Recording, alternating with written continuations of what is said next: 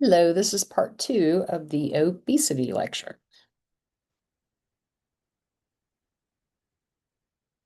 All right, we just finished up talking about what causes obesity. We talked about genetics, and now let's talk about some of the psychosocial factors related to obesity. We know that for a lot of people, food has a lot of meaning, and oftentimes we are raised in environments, particularly with family and culture and our ethnic background or religious background, to find certain types of food to be very comforting or exciting or tasty. Um, I want to show a clip here real quickly about culture.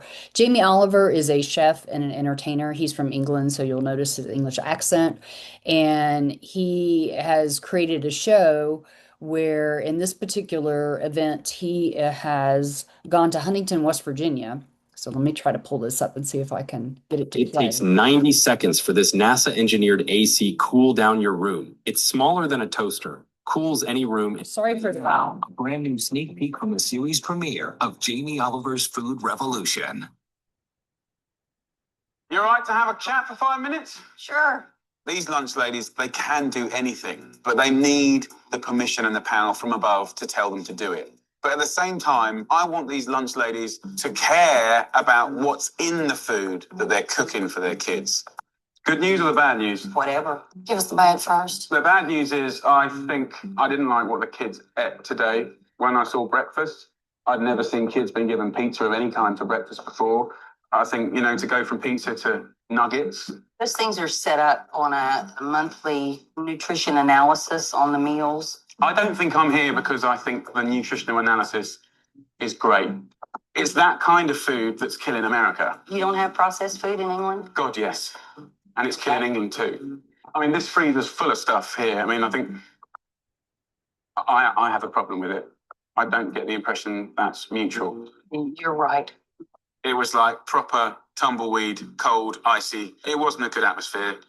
Do you really recognize any of those ingredients? Ground beef.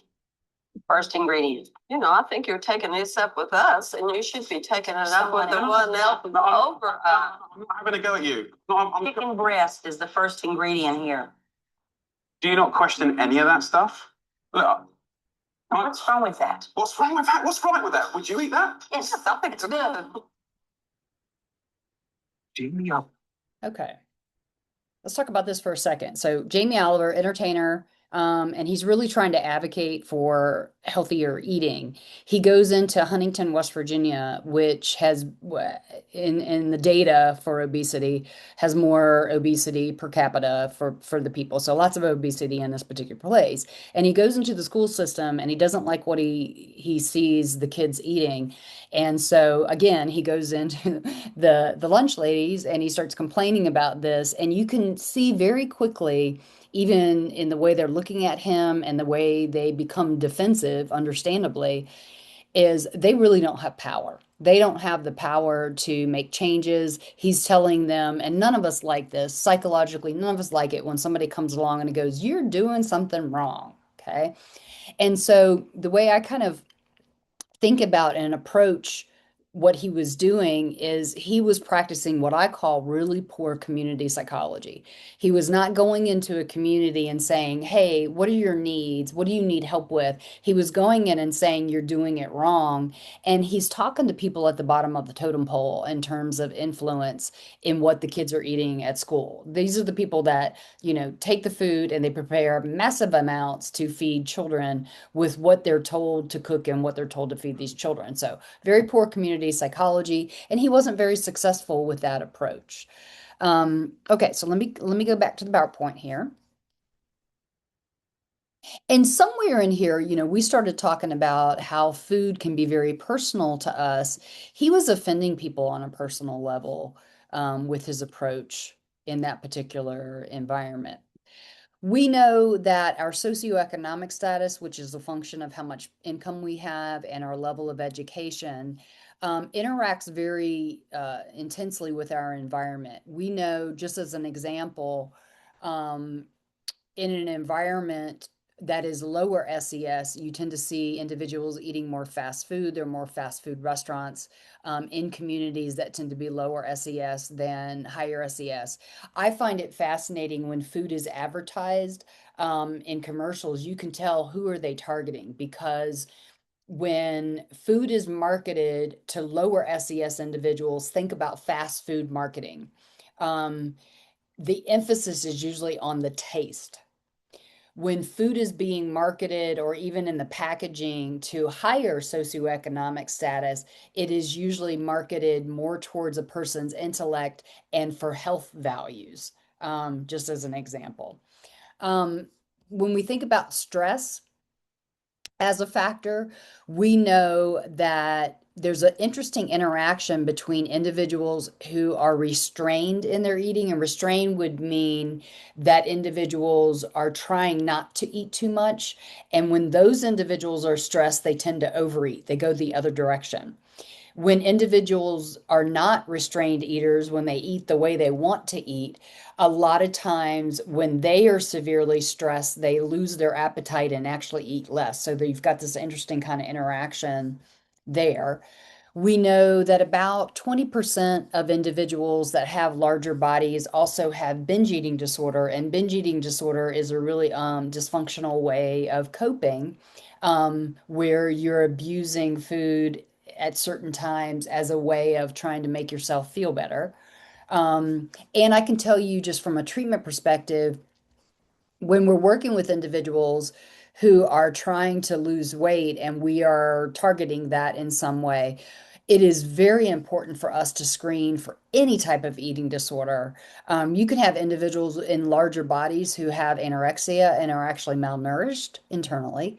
If you've got somebody who's engaging in binge eating on a regular basis and they're trying to lose weight, it would behoove us, instead of trying to target weight loss at that point in time, we need to target the binge eating and get them to more normalized eating, which, guess what? You stop binge eating, a lot of individuals will naturally either stabilize in their weight as opposed to keep gaining, or will automatically lose some weight. We know lots of us, I do this frequently. I will be working on the computer and eating by myself, and that's probably not a really healthy thing to do. Many of us eat when we are distracted rather than focus on the sensations of the food and actually slow down the experience and enjoy it and taste the food. Many of us do not necessarily pay very good attention to our hunger signals and eat when we are hungry if we can. And many of us don't pay attention to our satiety. It's one of the reasons why slowing down eating, people who slow down their eating oftentimes stop eating sooner than people who are eating very rapidly, because it takes a little bit of time from hormonal communications when we are eating for us to even register, hey, I've had enough, and I feel satisfied and I can quit eating. Culturally, I don't know how many of you grew up in a clean your plate club. I know I was raised with the messages that my parents would say, the children in China are starving, therefore have gratitude for what I have put on your plate and I have served you, and you better darn well clean your plate and eat all of the food that you have been served, or it is somehow irresponsible morally because there's kids starving in China. I'm not sure where they're starving today necessarily, and what the messaging is there.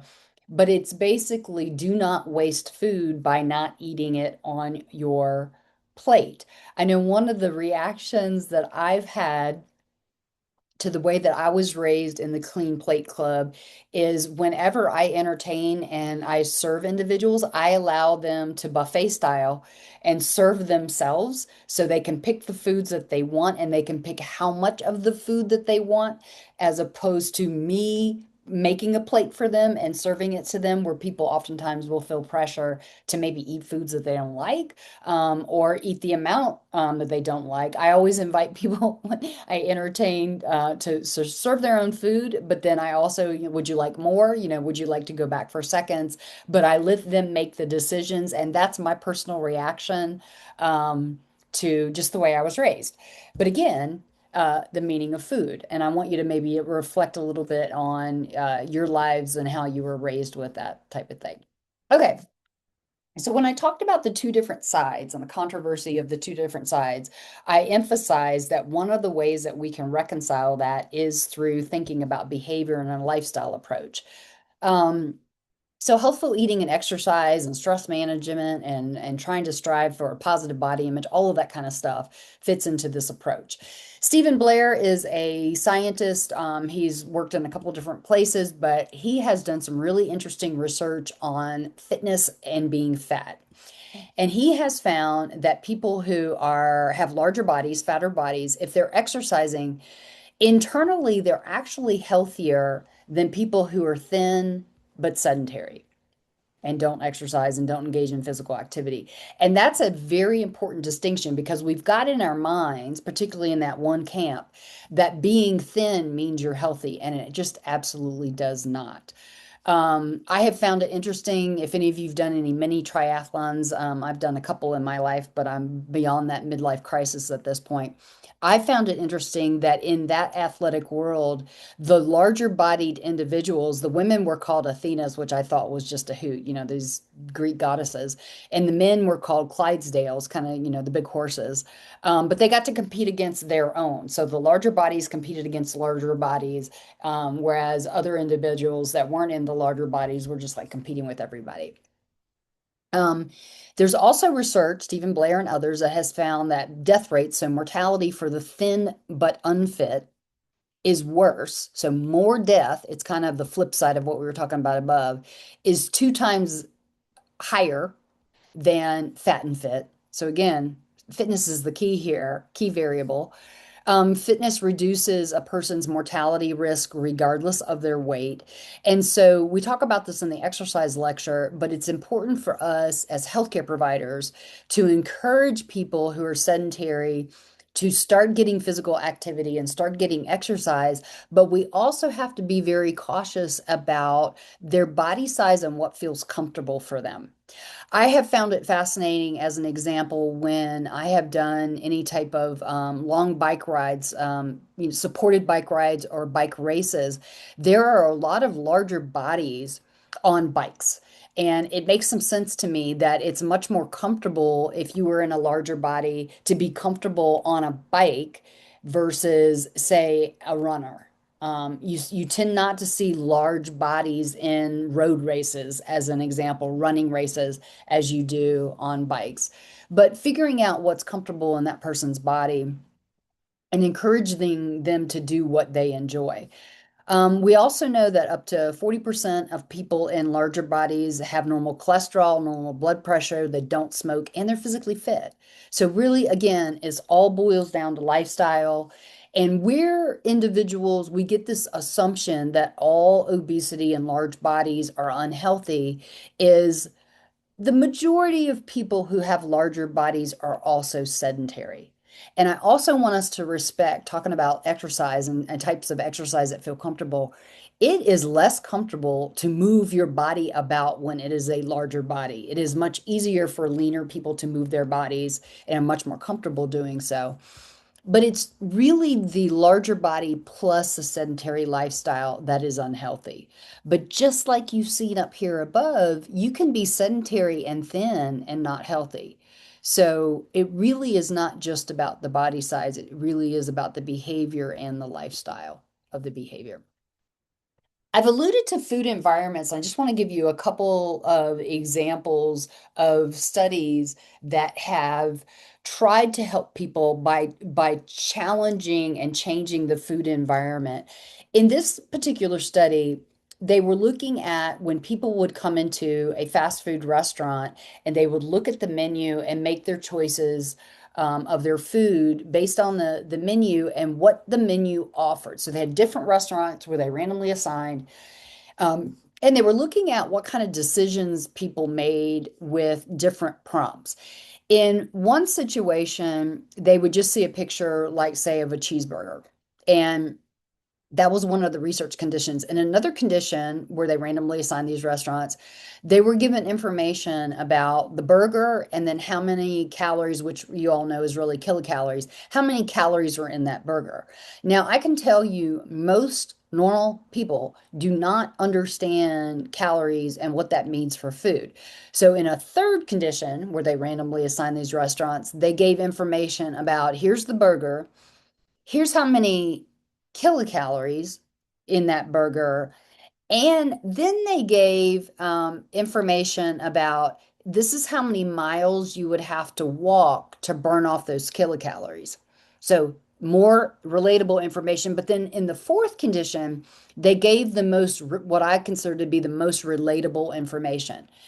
In those restaurants, they had information, here's the burger, here's the calories in the burger, but then most people can relate to time a lot better than they can relate to miles. You have to be a regular walker or a runner to kind of understand 2.6 miles. What would that mean? But in the most information condition, they said you would have to walk 78 minutes. So over an hour you would have to walk to burn off that burger. And then the outcome is, so again, they've randomly assigned these restaurants and given one piece of this information to each of the groups. They found that people on average were ordering a meal that had over 1,000 calories if they had no information. If they were just given the calorie information, so over here, they tended to order a meal that had 727 calories in it. And if they were given the most information in the most relatable way, so they were told, this is how many minutes you would have to walk to burn off this particular food. That's where individuals ordered the meal that had the least amount of calories. So if you can make information relatable, the more relatable you can give it to people, the more likely they are to choose meals with less calories. When I lived in Charleston, South Carolina, I found it fascinating. It was really helpful for me in making food choices in menus, where most of the restaurants at the time were in cahoots with the medical university. I was down there interning at the menu, where you would open up a menu and you would see hearts in different places on the menu, and the hearts were attached to the meals that were the most heart healthy. And I found it easier to kind of narrow choices because I wanted to pick healthy meals for myself. I would usually order one of the meals that had the heart attached to it because it was heart healthy. Just by providing relatable information to people, for me, made a difference. And the research coming out of the MedU at University at MedU's University of South Carolina showed that having those menus, people would order more heart healthy meals when the menu had the hearts attached. Makes sense. It's relatable nutritional information. There have been cafeteria studies where they would attach red dots to food that you should stop and not eat many of those. And green items attached, kind of like the hearts in Charleston, the green items, they found that by doing that and just color coding foods, increased the healthier foods by 5% and decreased the unhealthiest foods by 4%, making the information relatable. In the United States, we have very complex food labels that you have to like understand. You have to kind of like train and really understand how to use a food label in the United States.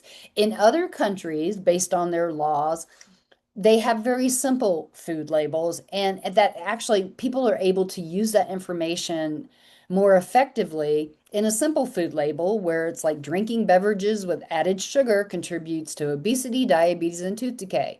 Hey, warning, when you get a sugared drink, this looks like a Coca-Cola bottle to me, these are the things that it contributes to, as opposed to this very complicated food label that most people ignore because there's way too much information in a time in our lives where we got so much information bombarding us every day. So, food environments are important, and the information in the food environment and the information boiled down to a level where it's understandable for a person to use is very valuable. Okay. A little bit more on food environments. We know that low SES neighborhoods have more fast food restaurants, which makes sense why poorer people are consuming more fast food, which is unhealthy for them. Um, and we know that in neighborhoods that are higher SES have more fine dining restaurants. And for those of you who've had the privilege to go to fine dining, sit down restaurants, the food portions tend to be smaller and the food tends to be cooked in a healthier way. But you're not getting the bang for your buck. You're not getting as many calories out of a fine dining meal as you would be getting out of a fast food restaurant. And again, even the advertising is different. Fast food is going to advertise great taste, and they're going to advertise value, like value meals as an example. If you buy a burger and fries, you get a free drink. Yay, free drink, that kind of thing.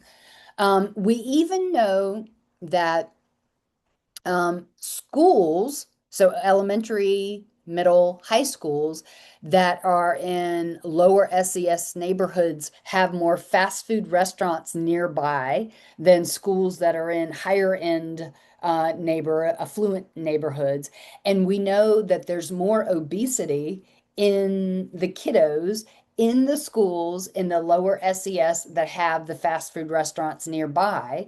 And it makes sense, doesn't it, that kids get out of school and they go to the restaurants and they feed, as opposed to if they were in a school where after school they get out and there are just aren't any fast food restaurants anywhere nearby, they're a lot less likely to be eating fast food.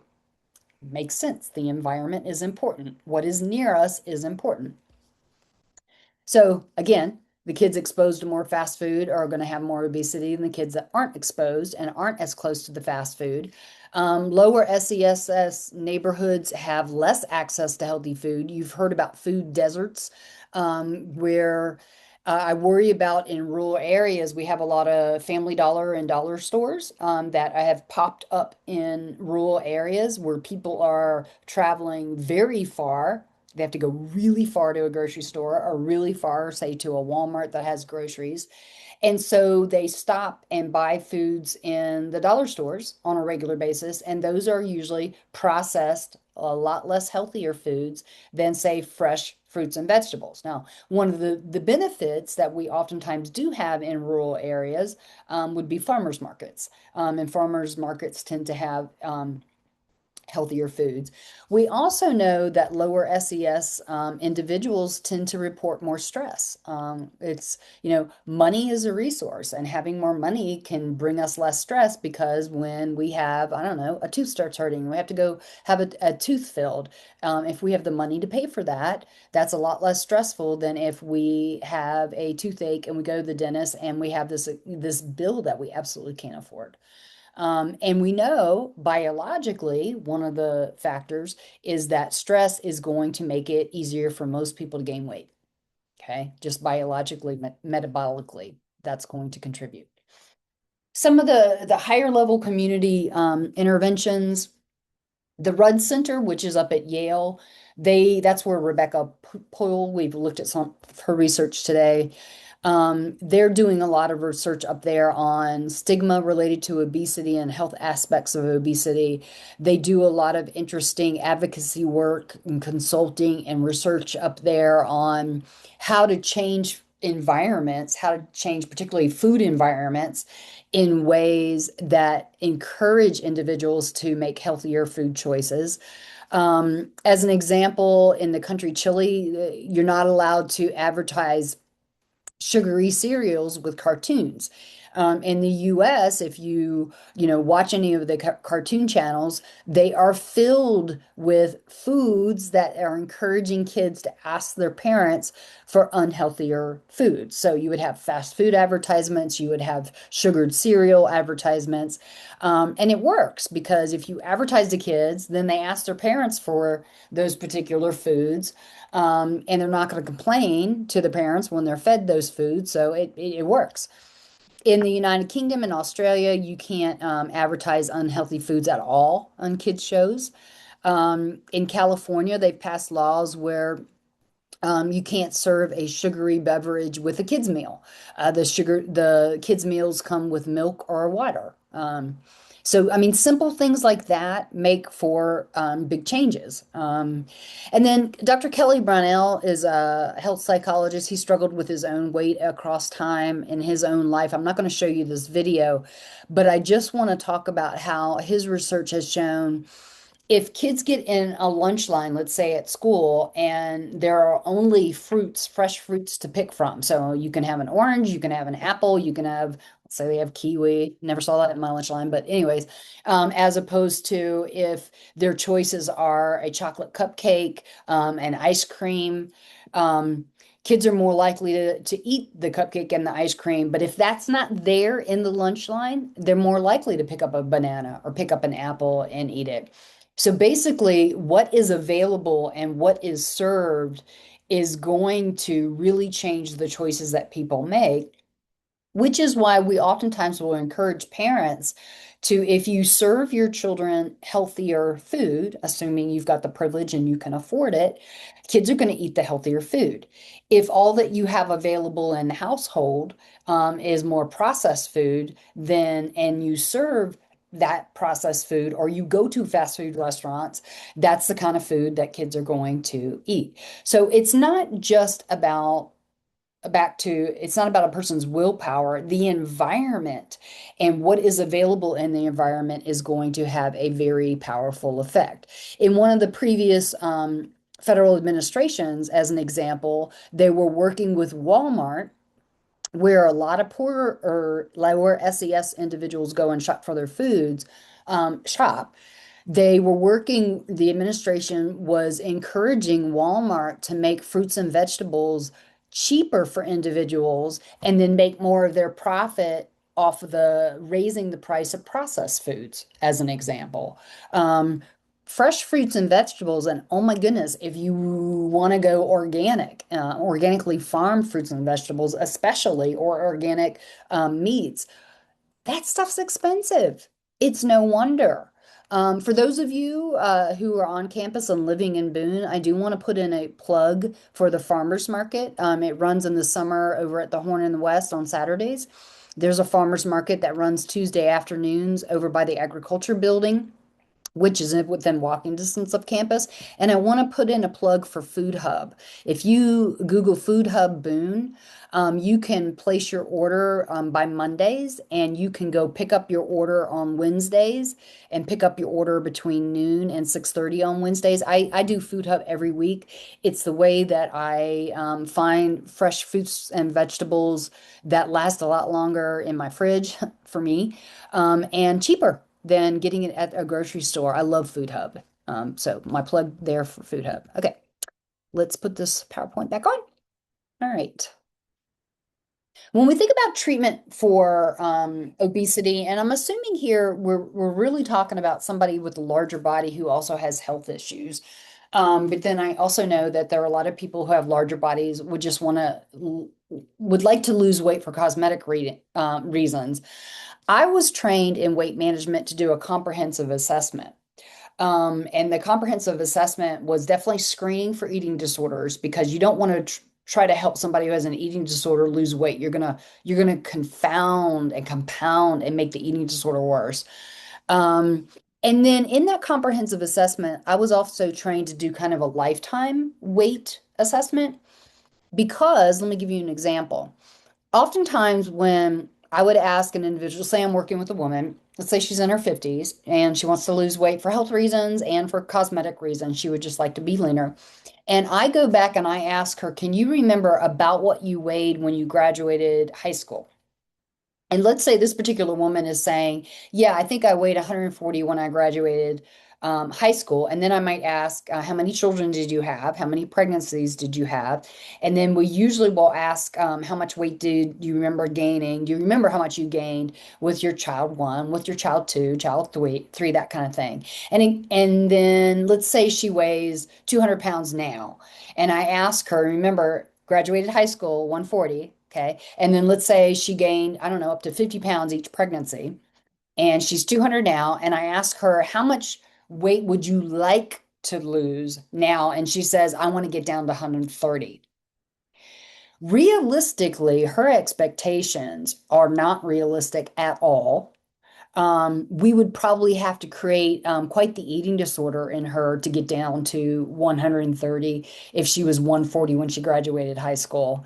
And somewhere in this, let's say it's realistic that she goes from 200 to say 180. And if she got down to 180 with lifestyle change, we're going to see all kinds of improvements in her biomarkers. We're going to see improvements in her glucose levels, in her cholesterol, et cetera, et cetera, et cetera, with that 20-pound weight loss for a 200-pound person.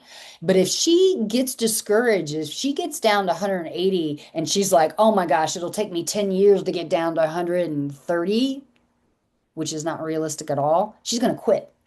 She's going to give up because that's discouraging when we set an unrealistic fantasy expectation and we know we're not going to get to it. So I was trained to really help people massage and adjust those expectations and to really, instead of focusing just on what's happening on the scale, to focus on body composition, to focus on how they feel, and to focus on looking at those health markers. So can be just as important to say track blood pressure or track glucose levels or HCB and tracking long-term glucose for diabetes. Those things can be or focus on how you feel and your energy and your sleep and that kind of stuff. All of those things can be more important from a lifestyle approach than a number on a scale. Okay. And then also know if you've got somebody exercising on a regular basis, and then I encourage both men and women to do weight training because body composition is more important than a number on a scale. If you're gaining muscle, you're going to gain weight. Or if you're gaining muscle and you're trying to lose body fat, you could stay the same in your body weight, but have a dramatic change in body comp because muscle is going to weigh more than fat weighs, as an example. I was trained in the 10% weight loss rule and improved health. There's data coming out more recently to show that losing anywhere to 4 to 5% of your body weight can have dramatic marked differences in blood pressure, cholesterol, glucose levels, all of those kinds of things.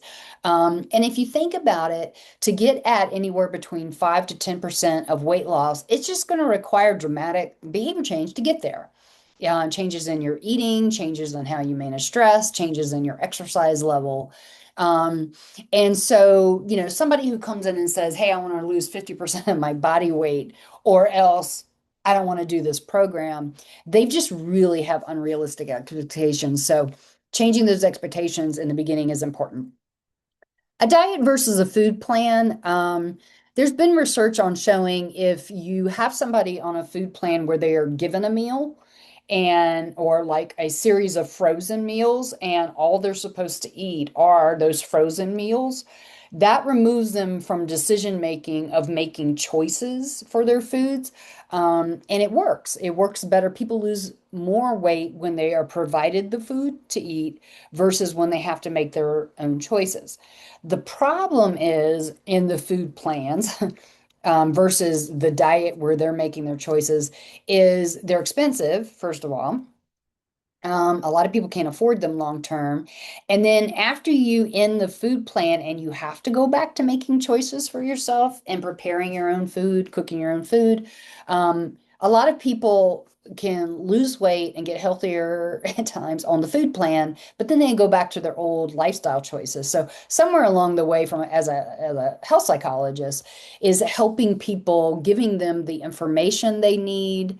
How do we know what we don't know? I call that normal food ignorance. And then helping shape their own behavior, their own choices, how to prepare their food is a better way to go for people. Behavior modification has been around for helping people make better food choices, whether they're trying to lose weight or not, make better food choices for overall health for anybody. We know that this stuff, it works. So training people how to shop, cook, prepare food. Just as an example, we know that even in grocery stores, the food on the exterior is usually fresher. So think about fresh dairy, fresh breads, fresh fruits and vegetables, whereas inside, usually on the interior in a grocery store, are more of the processed foods. So the cereal aisle, as an example, a lot of processed foods, say in the frozen freezer section. Um, Helping people figure out what kind of social support they could use as they're trying to eat healthier.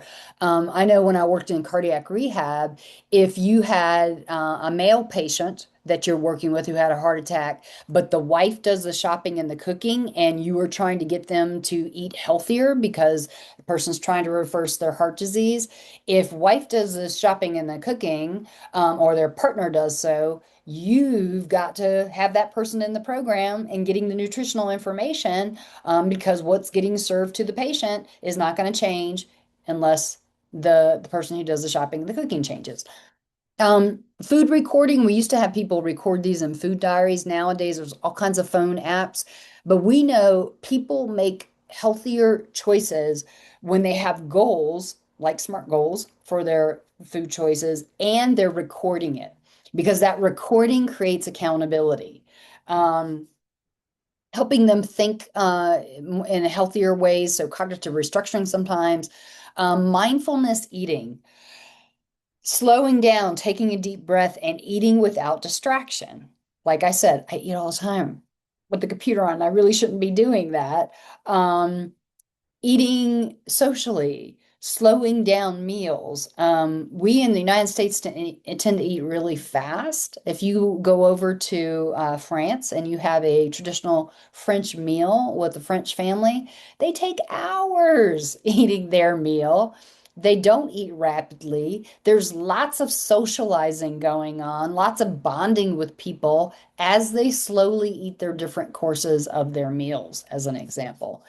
Um, Urge surfing, we use this at times when people are like, oh, I'm craving chocolate cake. And it's like, okay, let's just slow this down. And before you go to the fast food restaurant or the convenience store and get those Hostess cupcakes, sit with that urge and sit with that feeling, because in a lot of situations, it was like, I thought I was going to die without the chocolate cake.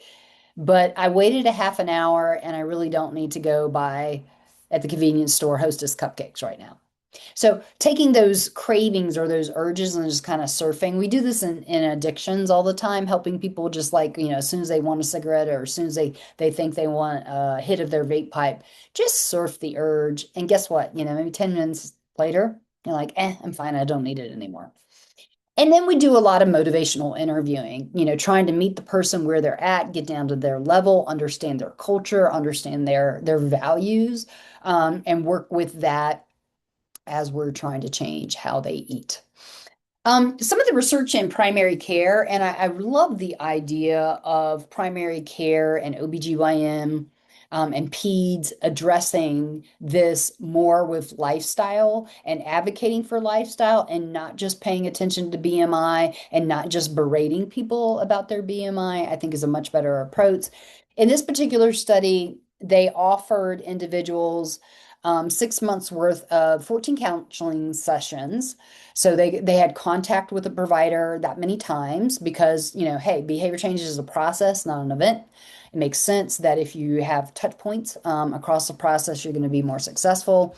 And then they gave them a year of some maintenance counseling. Those individuals hit that magic mark, 8% weight loss. Okay. Like I said, 5 to 10%, you usually do wonders for their health. And they were more likely to keep that weight off if they continued the behaviors. The behaviors were all the classics: exercising, encouraging up to 180 minutes of vigorous a week, behavior modification, having them weigh weekly, record their food. The recording really does make a difference. That's why we do this in the Behavior Change Project. And they reduced their kilocalorie intake by 500 to 750 a day. So it's no wonder that they were losing weight and maintaining it. Some of the commercial programs, you all have heard of these, I bet. Weight Watchers. Weight Watchers used to count calories. And Weight Watchers realized that calorie counting was challenging for a lot of people and time consuming and laborious. So now they have a point system and they keep the point system really individualized and simple. And ideally, you are to, after you're trained in what foods contain how many points, you have a point allotment a day. And you try not to go over that point allotment if you're on the weight loss plan. They also have a maintenance plan. And ideally, you're making your food choices based on lower points versus higher point foods. And they have found that cognitively, that's easier for people to follow. And they find that people on 6 months of the program tend to lose between 3.1 and 7.8%. So again, that magic mark of between 5 and 8 here. It costs about $40 a month. Jenny Craig is where you get prepackaged foods. You order them, and there's all kinds of other food programs now that you can reach out to and customize where you get frozen foods sent to your home, assuming you're eating only that. Again, pretty successful, anywhere between 7.1 and 10.9 in a year. So hitting that magic mark for the health indicators. This is expensive though. 750 a month. And this is probably a bit outdated at this point, probably more expensive now because food's just more expensive these days. But we spend a lot of money on food. So, I mean, one way of thinking about it is, if I just need to go, buy supplies, but I'm not buying food for myself, it makes some sense. For morbid obesity and people who have dramatic medical conditions, having medical supervision can be important. And I'm going to talk about surgical and other medication options. Um, Very low calorie diets. There's pros and cons to this. The pros are people start to get rapid weight loss quickly. That's very motivating for them. There can be dangers in very low calorie diets. However, most dietitians don't like to go below 1,200 kilocalories per person. And I'm not going to get into the great and gory details of that. But all right, so let's talk about some of the older medications. Um, the appetite suppressants, a lot of these have been outlawed by the Food and Drug Administration, and even some things have been pulled from the market. I'm not going to spend a whole lot of time on the amphetamines. They worked in terms of curbing appetite and speeding up metabolic rate, but very dangerous to be taking amphetamine medications. Some of the over-the-counter things, Mahong and ephedra, those things were killing people. And so it was kind of unprecedented, but the FDA that normally doesn't regulate over-the-counter or supplements, the FDA stepped in and pulled some of these things from the market. There was a medication called Fen-Phen, and it was pulled from the market because it was killing individuals. When I was on my internship, we were one of the scientific sites for studying the fat absorption blockers. Some of the fat absorption blockers, Orlistat, Xenical, Ally, they're still out there these days. I can tell you though, if you take a medication that blocks fat from being digested, it makes you want to eat differently. It makes you want to eat low fat because you're going to have all kinds of GI consequences. Fat going through the GI tract undigested is going to create flatulence. It's going to create really oily bowel movements, and it might even create the inability to resist a bowel movement. So some of the side effects are really awful with some of these meds, but they work. They kind of work in a behavioral way.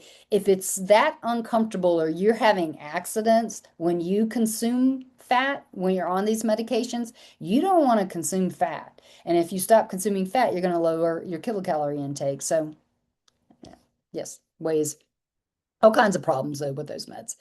So let's talk about, I know many of you are sitting here thinking, okay, let's talk about GLP. So let's talk about them now.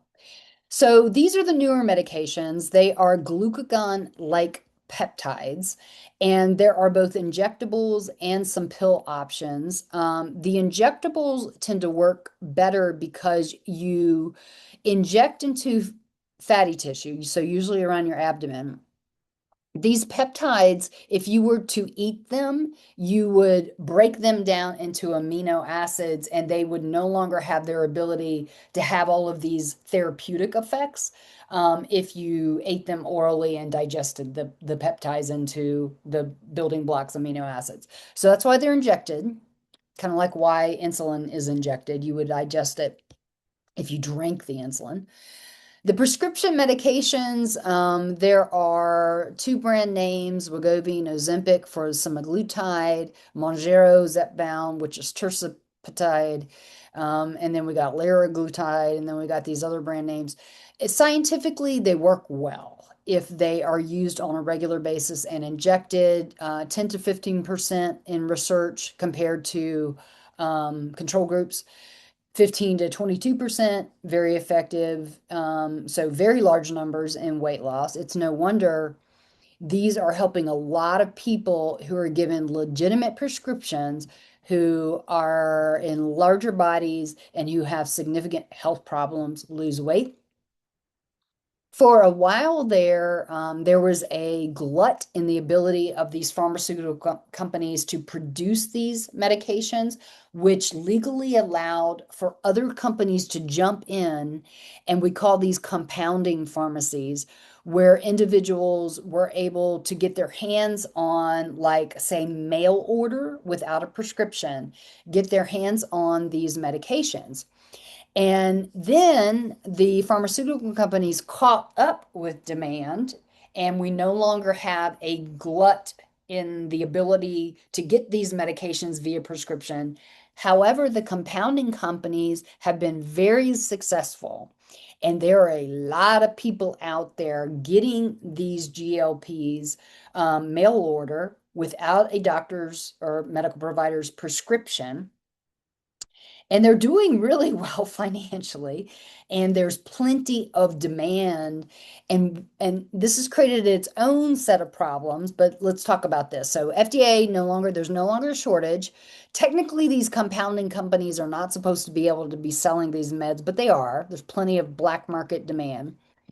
These medications had to go through FDA approval, and so we know the side effects, and we know that when you're getting these prescriptions, you're getting exactly what you think you're getting. Down here, when you get these compounded meds from pharmacies, they have not undergone FDA approval. They are not regulated. You don't know what you're getting. So you could think you're getting pure GLPs, but you could be getting something else. And that's scary. So safety and effectiveness is not guaranteed. Some of the companies, I know y'all have heard of some of these, Him and Hers. You can get GLPs, Roe. I know that like Serena Williams has done a commercial for Roe as an example. Ageless RX and Everlywell. So two different ways you can get these, bona fide prescription or compounded mail order. Here's how these medications work in the body. They do decrease appetite. Um, they hasten and bring about a satisfied satiety feeling. So eating less but feeling really full very quickly. It also slows gastric emptying, so the stomach stays fuller longer. So there's more of a sense for a prolonged period of time of like I'm full, as opposed to eating a meal and then like, whoo, I'm hungry again kind of thing. It operates on the reward center in the brain. It reduces cravings for certain foods. So less cravings, less reaching out for food. It also curtails binge eating for people who've had a history of binge eating, and it even improves insulin regulation. So it's operating on all kinds of different systems in the body from an anatomical, physiological standpoint. The scientific effectiveness, it's been shown to be a very effective treatment for type 2 diabetes, very effective in creating weight loss for obesity. There's data to suggest that it prevents cardiovascular disease, and it's even used post heart attack. For people with diabetes, nice scientific evidence for reducing the risk of chronic kidney disease and kidney failure. It's been effective in reducing obstructive sleep apnea. There's some scientific evidence for improving fatty liver, PCOS, which is now called poly metabolic ovarian syndrome. It used to be polycystic ovarian syndrome, but we've changed the name. So for women with that condition, some evidence reducing binge eating disorder, addictions, and even preventing and treating certain cancers. So lots of hopefulness here in the medical community and for people with different medical conditions. Um, and again, if appropriately diagnosed with these medical conditions, and if you're under healthcare provider supervision, lots and lots and lots of promise from these medications. However, there are adverse events in this one particular study where they looked at individuals who are on these medications. Some people have a complete loss of appetite and do not want to eat. That's the same effect that can be beneficial for some individuals, but it can be really bad if people don't want to eat at all. Nausea can be, lots of people are experiencing nausea. None of us want to eat when we're nauseous. We've all had those experiences where we ate a food or drank a beverage and we got a stomach bug or we got food poisoning and we got nauseous and we vomited. And guess what? We don't want that anymore. I don't even I haven't had drank iced tea since a pregnancy of mine where I got sick after drinking iced tea. And I still haven't reintroduced regular old black iced tea in my diet after that event. So it makes some sense that that's going to narrow food choices and people aren't going to want to eat when they're experiencing nausea. Diarrhea and constipation, so some really adverse GI effects, stomach pain, heartburn, the vomiting, and headache. So all kinds of bad side effects can happen. And some people absolutely just cannot tolerate these medications because of that. But here's where we are in a really interesting era in our healthcare field. There are a lot of people abusing and misusing GLPs, at times with their doctor's blessing and prescription, and a lot of times they're going for these black market compounded mail order use of these meds. Um, Consumers are going to their healthcare providers and they're asking for it. In some situations, those individuals have bona fide medical conditions that can benefit from these meds. There's research to suggest the healthcare providers are rarely screening for eating disorders, and these are being abused. People with eating disorder are abusing these 2 to 3 times more likely than the general population without eating disorders. So it has now become a tool for abuse and can worsen an existing eating disorder. That's really problematic in my mind, and healthcare providers should be screening on a regular basis for that. And man, this stuff is expensive. So we've got some really interesting SES. You got higher SES, and you got these celebrities, coming forth and saying, yeah, I've been using GLPs, and like certain celebrities, Serena Williams, who obviously an amazing athlete also, is doing commercials for this. The prescription can range from 900 to 1350 per month. In my head, that's a mortgage payment. That is a lot of money to be spending on this stuff. A lot of insurance companies are not supporting the use of GLPs because they're so expensive.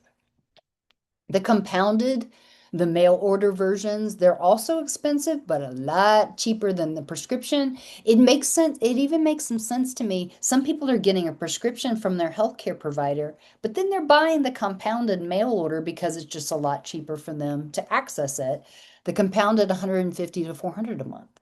Okay. So we're going to have, and it's going to be interesting to see what this does with stigma in our culture, because the haves, the people with the money, are going to be using or abusing these medications and getting lean. The have-nots are not going to be able to afford these medications. And just like everything we've talked about in this lecture, people, when they use the GLPs, they lose the weight. If they stop using the GLPs, guess what happens? If they have not changed their lifestyle behavior, they are going to regain that weight. So weight gain is very common and it's quite predicted upon cessation, I'm sorry, not sensation, cessation, stopping. And this has become quite the public health issue. And I think this is going to be a little bit of akin to the opioid crisis, where we had those newer medications come on board for legitimate pain use, like oxytocin as an example. And so it's being prescribed responsibly, but then people were getting it black market and abusing and becoming addicted to the opioids. I think now we're on the cusp of a whole new public health issue with these GLPs. Surgeries. I was trained back in the day when I was at MUSC for screening and assessing for bariatric surgery. Most bariatric surgeons are GI doctors, and in order to get approved to have bariatric surgery, you usually have to go through a psychological screening through a psychologist. And the psychologist is going to screen for things like lifestyle and your diet. People with severe depression should be treated for depression before they have the surgery. The psychologist should be screening for eating disorders.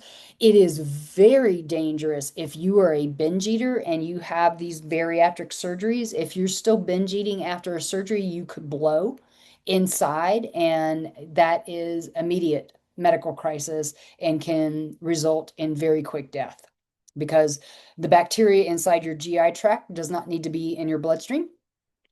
It's very good and healthy for your GI tract, but it could kill you through sepsis if you blew and that bacteria got out. Screening for IQ, you have to have a more of like an average to higher level IQ to understand all of the behaviors you're going to have to change after a surgery. So very low IQ, it is not recommended that they get bariatric surgery. And then assessing for your social support. Are people in your environment going to support you after the surgery? We do know that post-surgery, a lot of individuals have improvement in mood disorders and improvement in disordered eating as long as they've stopped their binge eating. Improvement in anxiety, improvement in substance abuse. And then in a lot of these programs, they encourage people to change lifestyle behavior and lose some weight before they're given the surgery. This is a reminder here. I interviewed a woman who was being screened for this surgery, and she ate like a cheeseburger a day. And like there was no way she could be maintaining her weight just with a cheeseburger a day. It's not a healthy choice, but that's all she was eating. But when I asked her about her beverage consumption, it was like, aha, now this is making sense. She was going to 7-Eleven and getting like 4 big gulps a day. So she was eating like thousands of calories a day through a sugared beverage. And she couldn't understand, but I only eat a cheeseburger a day. I don't know how I got this big and gained this much weight. Normal ignorance, you all. Normal ignorance. Weight loss from the bariatric surgeries, the data is pretty good, 20 to 35% within a year. So that's way beyond the 10% that we've talked about. And there's definitely certain lifestyle behaviors. People after these surgeries have to eat very small amounts because there's less nutrient absorption. They usually have to take a high potency vitamin and mineral supplement a day. Oftentimes they can't drink a lot of fluid when they're eating. And so they have to make sure they're getting enough fluid intake, but oftentimes separate from eating at times. And oftentimes they have to eat really small meals multiple times a day. Once they've reached a lower weight, they oftentimes have to eat more frequently throughout the day in order to get enough nutrition to maintain their weight. The research on this suggests that for people who have this surgery with a BMI over 40, they tend to maintain 20 to 30 kilogram, not pound loss in 10 years. Some success for long term for people who have it with the BMI. Adverse events, less than 1%. Um, and about 20% will have some kind of adverse event, meaning some kind of issue with it, like poor absorption of nutrients, and they have to go on a supplement, as an example. But less than 1% die. So death rates are pretty low when we start talking about surgeries. The treatments for children, and ideally this gets initiated in peds office, pediatrician's office. The best treatment here for kids and teens is a family-based multi-component treatment for children. Lenny Epstein is one of the researchers that has studied this and has found families who have done this treatment program 10 years out, 30% of the kids in the family are no longer obese, and 34% have decreased their overweight. So pretty successful numbers. But these are involve behavior modification for everybody in the family, involve limiting screen time. If kids are allowed highly reinforcing screen time, they tend to stay sedentary. If kids are limited, if a parent limits, like you're allowed, a half an hour screen time a day, automatically when kids are done with their screen time, they usually go get physically active. They'll run out and play or go ride their bike or whatever. But we're finding this really is creating sedentary behavior in adults too. So limiting screen time is important. If the whole family engages in good exercise, lifestyle exercise, aerobic, even resistance training and weights, kids are going to be more physically active if their parents are physically active and if parents invite their kids to be physically active. As an example, when my kids were young, if the weather was good, every weekend we went for bike rides, we went for hikes. I had a trampoline at one point in time. I could just send my kids outside and they would get on that trampoline and just wear themselves out silly on the trampoline. And I'm like, yay. Making sure everybody's involved, the whole family, not just targeting the kid who might have weight issues, but targeting everybody. These are more effective, sorry, that's a typo, more effective for children and teens. And then we get into some ethical issues when we're talking about kids that they can't shop and cook for themselves. Who's responsible here? Is it the PE teachers? Is it the nurses in the school system? Should the schools send home feedback about the kids? What is the role of the school? What is the role of the pediatrician? What is the role of the parents? I would say it's all of them. If we send feedback, your kid is really high in their BMI, your kid's really fat, that kind of thing, is that going to add to stigma? And we know stigma fuels body image issues, and body image issues and stigma fuel eating disorders. We don't want to try to correct one problem and create a whole other problem. And remember, the eating disorders have very high lethality. We don't want to put kids on a diet, and creating yo-yo dieting for kids is going to make them less healthy in the long run. More yo-yo dieting is going to change their body comp in the long run and make them fatter. Health-centric, having a health-centric approach and focusing on lifestyle behavior and health is so much better for kids, teens, and adults than a program that is totally focusing on the outcome of weight loss. And that is it, you all. All right. So this is the end of part 2 in the 2-part of the obesity lecture. Thanks for hanging in there with me. Y'all take care. Bye.